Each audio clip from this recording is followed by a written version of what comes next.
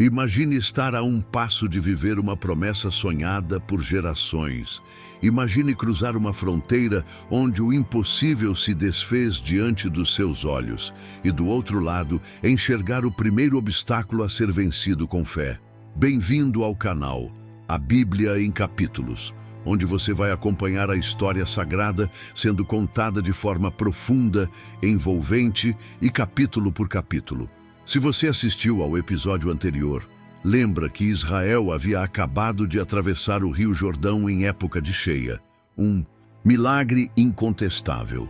As águas pararam quando os sacerdotes, carregando a Arca da Aliança, tocaram o rio. O chão se abriu seco e toda a nova geração de israelitas atravessou. Um memorial foi levantado em Gilgal com 12 pedras retiradas do leito do rio. E naquele momento, os corações do povo estavam cheios de fé, coragem e reverência. O deserto agora era passado. A terra prometida, um presente diante de seus olhos. Mas mesmo com o milagre ainda ecoando em suas lembranças, os israelitas sabiam que a promessa não viria sem batalhas. Gilgal tornou-se mais do que um acampamento. Era um símbolo de transição entre o que havia sido e o que ainda estava por vir. No horizonte, uma ameaça se erguia como um gigante de pedra, Jericó, uma cidade poderosa, protegida por muralhas fortificadas e portões trancados. Suas torres observavam o avanço de Israel, e os habitantes, embora apavorados com os relatos da travessia sobrenatural do Jordão, se mantinham reclusos, determinados a resistir. Diante daquela fortaleza, o povo de Deus enfrentava um novo tipo de desafio. Não mais o deserto ou a sede, mas a necessidade de vencer batalhas pela fé e não pela espada. Como derrubar algo que, aos olhos humanos, é impenetrável? A Bíblia descreve Jericó como uma cidade de enorme importância estratégica. Localizada em um ponto-chave do Vale do Jordão, ela era a porta de entrada para Canaã. Suas muralhas duplas tinham fama de invioláveis, altas, grossas, construídas para resistir a ataques de qualquer exército. Os portões reforçados só se abriam para aliados. E os guerreiros ali dentro eram experientes, treinados e preparados para o combate. Em contrapartida, Israel era um povo formado por ex-escravos e peregrinos. Sim, estavam organizados por tribos, tinham guerreiros, mas não possuíam a mesma estrutura bélica ou experiência de combate que seus inimigos. Aos olhos humanos, o cenário era desfavorável. Mas Deus não precisa de lógica para operar milagres. Ele não luta como os homens. Ele vence com o impossível. Antes da batalha começar, porém, havia uma preparação essencial, e ela não era militar. Em Gilgal, Deus ordena a Josué que renove a aliança com o povo por meio da circuncisão dos filhos de Israel, nascidos no deserto. Eles não haviam sido circuncidados durante os 40 anos de peregrinação. Esse ato, além de físico, era profundamente espiritual, uma reconsagração, um sinal de pertencimento e fidelidade a Deus.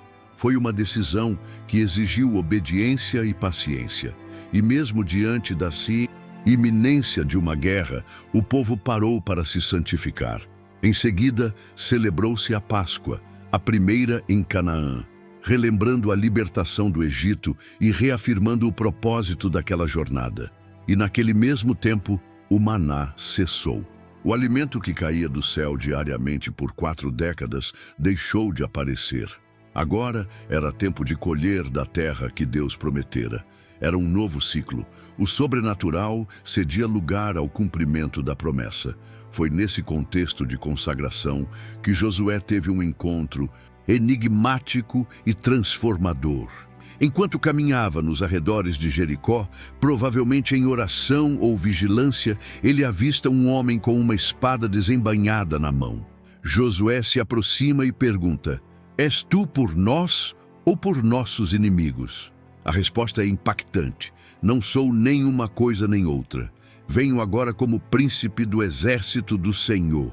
Diante dessa revelação, Josué se prostra com o rosto em terra, em reverência absoluta.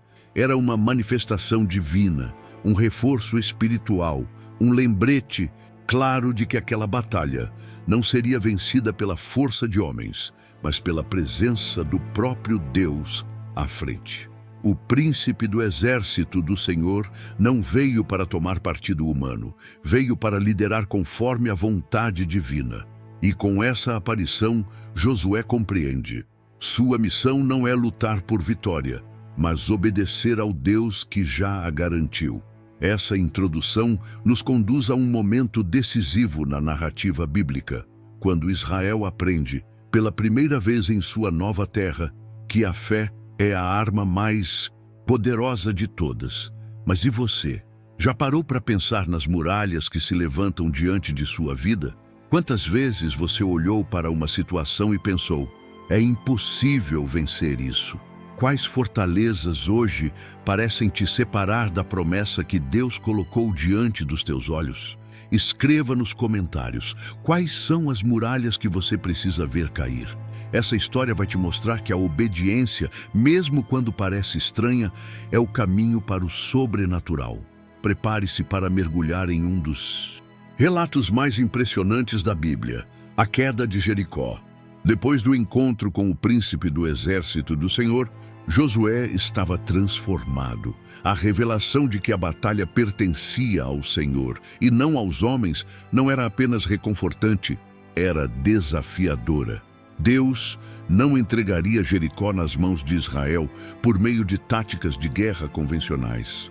O Altíssimo desejava algo mais profundo: obediência total, fé inabalável e submissão à sua direção, mesmo quando ela parecesse absurda aos olhos humanos. É nesse ponto da narrativa que somos confrontados com o tipo de fé que ultrapassa a lógica, que silencia o ego e desafia o entendimento humano. E a ordem de Deus para Josué era exatamente assim: incompreensível, desconcertante e, ao mesmo tempo, carregada de poder celestial.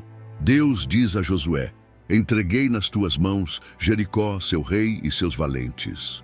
Uma afirmação no tempo passado, como se a vitória já tivesse acontecido. Mas como? A cidade ainda estava intacta, os portões fechados, os soldados posicionados. E então vêm as instruções. O povo deveria marchar ao redor da cidade uma vez por dia, durante 6 dias. 7 sacerdotes deveriam ir à frente da Arca da Aliança, tocando trombetas feitas de chifre de carneiro, os chofares. No 7º dia, a marcha deveria ser repetida 7 vezes. E ao final da 7ª volta, ao som das trombetas, todo o povo deveria gritar com força. Nesse momento, Deus prometeu que as muralhas cairiam. Nenhuma espada seria erguida, nenhum ariete seria usado, nenhum ataque convencional seria feito. Era uma batalha espiritual, um cerco feito com fé, silêncio e som de trombetas. Que tipo de estratégia é essa? É a estratégia de Deus, que opera além da lógica e manifesta seu poder quando os homens escolhem confiar e não controlar. Imagine a reação do povo ao ouvir essa ordem. Após anos de promessas e jornadas pelo deserto, agora estavam diante da primeira grande batalha em Canaã, e o comando era marchar em silêncio, não lutar, mas andar, não atacar, mas carregar a arca, não gritar de início, mas conter a voz por dias. Que tipo de guerra começa com uma procissão silenciosa, somente uma travada sob direção divina? E foi exatamente isso que aconteceu. O povo, já marcado pela obediência no Jordão, decidiu seguir cada palavra dita por Deus, sem questionar. Durante 6 dias, a cidade de Jericó foi cercada por uma marcha silenciosa. Os sacerdotes tocavam seus chofares, a Arca da Aliança seguia imponente no centro, e o restante do povo caminhava calado, em reverência, em fé. Nenhuma palavra, nenhum ruído além do som das trombetas e o som seco dos passos sobre a terra. Dentro de Jericó, o clima era de tensão. A cidade já estava amedrontada desde o relato do milagre do Jordão. Agora, observavam um comportamento completamente inesperado. Não havia ataques, não havia gritos de guerra, não havia nenhum tipo de investida militar. Apenas uma marcha, dia após dia, ao redor das muralhas. Alguns moradores provavelmente zombavam, duvidavam. Outros tremiam, reconhecendo que aquele povo não marchava sozinho. O silêncio de Israel falava mais alto do que qualquer ameaça. Era como se cada volta fosse uma proclamação de que a vitória estava próxima. Mas, ao mesmo tempo, cada dia exigia mais fé. Imagine acordar no quarto dia e ainda ver as muralhas de pé. Marchar no quinto dia sem qualquer rachadura visível. Voltar no sexto dia sem qualquer sinal de que algo sobrenatural estava prestes a acontecer. Será que você obedeceria até o fim? Será que você conseguiria crer mesmo quando nada parece mudar? É aqui que aprendemos uma das maiores lições espirituais desse capítulo. Deus não opera sob o nosso calendário, nem conforme os nossos métodos. Às vezes, Ele nos pede para repetir atos de obediência, mesmo quando não vemos resultado imediato. Às vezes, a fé é testada não em grandes explosões de milagres, mas na rotina silenciosa da obediência diária. Quantas vezes desistimos no sexto dia, sem saber que a muralha cairia no sétimo? Quantas vitórias foram perdidas porque o coração se cansou de esperar? Deus não precisava de 7 dias para derrubar Jericó. Ele podia fazer isso em 1 segundo, mas escolheu esse processo para trabalhar algo dentro do povo. E dentro de nós também. O silêncio da marcha é a preparação para o grito da vitória. E quando Deus está no comando, o simples som de trombetas e passos pode ser mais poderoso que 1000 exércitos armados.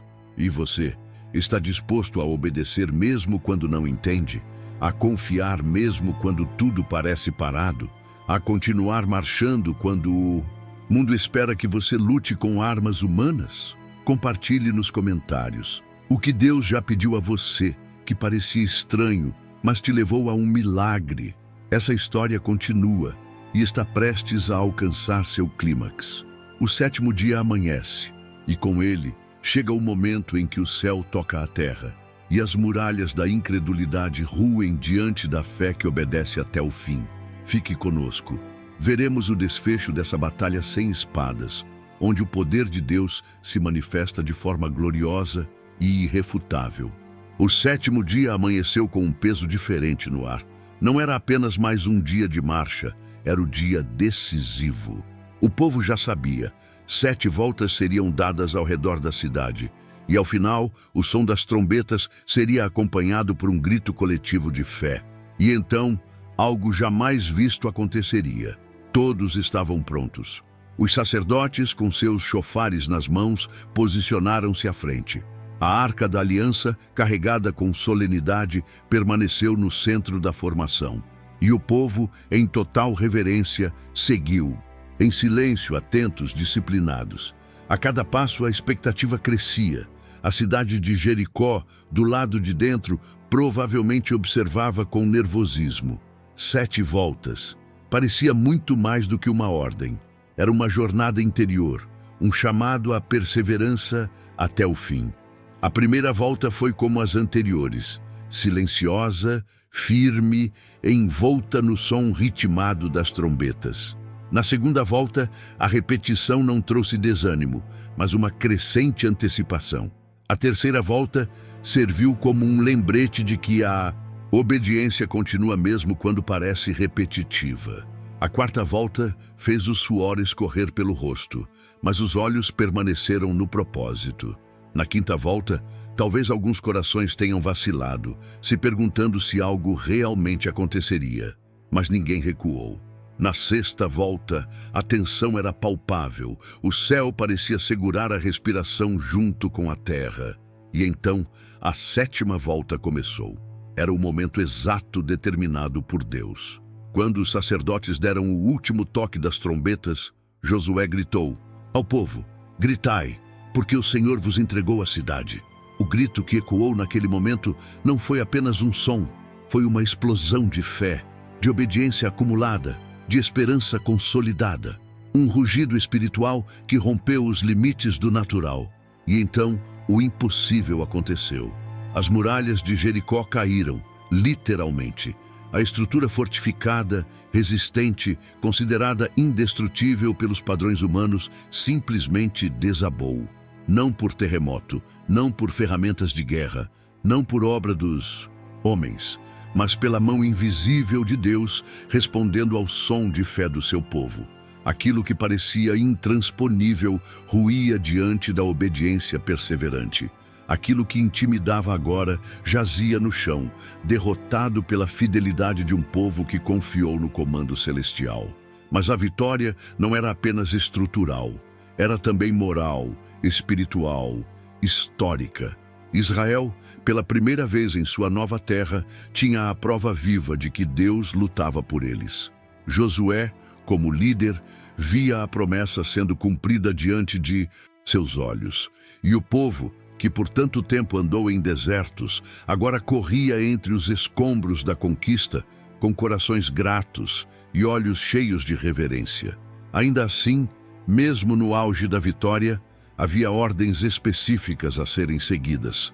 Josué havia advertido: toda a cidade deveria ser consagrada ao Senhor. Nada poderia ser tomado como despojo pessoal, nem ouro, nem prata, nem roupas, nem utensílios. Tudo pertencia a Deus, como símbolo de que aquela vitória não foi adquirida por força humana. Foi uma oferta de fé, um voto de consagração. Em meio à destruição, um ato de misericórdia brilhou com intensidade. Raabe, a mulher que havia escondido os espias israelitas semanas antes, foi preservada com sua família, conforme prometido. Seu lar, marcado por um cordão vermelho na janela, permaneceu de pé enquanto todo o restante da cidade ruía. A fidelidade dela foi recompensada. Ela, uma mulher de passado controverso, entrou para a linhagem do povo de Deus. Um lembrete vivo de que a redenção está disponível para quem crê e age com coragem. Raabe não apenas sobreviveu, ela foi honrada. Em sua descendência nasceria o próprio Salvador. Que poderoso contraste! Enquanto as muralhas desabavam, a promessa de uma nova linhagem se levantava ali mesmo, entre os escombros. Nesse momento da história, somos convidados a refletir profundamente. Quais são as muralhas que você está tentando derrubar com as suas próprias forças? Quantas vezes esquecemos que não é pela espada que vencemos, mas pela obediência? Em quais áreas da sua vida Deus já falou para marchar, mas você ainda está esperando uma estratégia mais lógica? Escreva nos comentários. Que muralha Deus já derrubou para você? A queda de Jericó nos lembra que fé não é passividade. É ação direcionada por Deus. É seguir mesmo sem ver. É confiar mesmo quando o plano parece estranho. É crer que ao final, quando gritarmos com fé, o céu responderá e a terra estremecerá. A vitória estava conquistada, mas a jornada não havia terminado. Jericó foi apenas a primeira cidade. Muitas outras batalhas viriam. O povo de Israel agora precisava se manter fiel, vigilante e consagrado. Mas naquele dia, diante das muralhas destruídas, uma mensagem ecoava entre as pedras quebradas. Deus é fiel. Ele cumpre promessas. Ele luta pelos que confiam nele. E quando seguimos suas ordens, por mais absurdas que pareçam, o impossível se torna inevitável. A queda de Jericó não foi apenas a vitória sobre uma cidade. Foi a revelação de uma verdade eterna. Quando Deus está à frente, nenhuma muralha pode resistir. O povo de Israel havia aprendido que a terra prometida não seria dada sem esforço, mas também não seria conquistada por mérito humano. Era preciso confiar, obedecer, seguir instruções divinas que pareciam insanas aos olhos naturais. E foi exatamente isso que aconteceu. Israel confiou, marchou, silenciou, gritou e viu o impossível acontecer. As pedras que sustentavam a soberba de Jericó agora juncavam o chão, enquanto os filhos da promessa entravam para tomar posse daquilo que lhes fora destinado. Que cena gloriosa! Mas o que essa história diz a nós hoje? A mensagem é clara e poderosa. A fé que obedece derruba muralhas. E não estamos falando apenas de muros de pedra, mas de barreiras emocionais, espirituais, relacionais, financeiras e até mentais. Quantas vezes nos deparamos com situações que parecem intransponíveis? Sonhos que se tornam distantes, ciclos que se repetem, corações feridos que não conseguem perdoar, inseguranças que gritam mais alto que as promessas. São as Jericós da nossa jornada. E talvez, assim como Israel, você esteja diante de algo imenso, sem saber como vencer. Mas a palavra nos ensina que não é pela força, nem pela habilidade, mas pelo Espírito do Senhor. A obediência nos aproxima do milagre. A perseverança nos conecta com o sobrenatural. E a fé silenciosa, que marcha mesmo sem ver, abre espaço para a glória de Deus se manifestar. Por isso, precisamos nos perguntar: que ordens temos ignorado por parecerem sem sentido? O que Deus já nos pediu que parece simples demais para ser eficaz?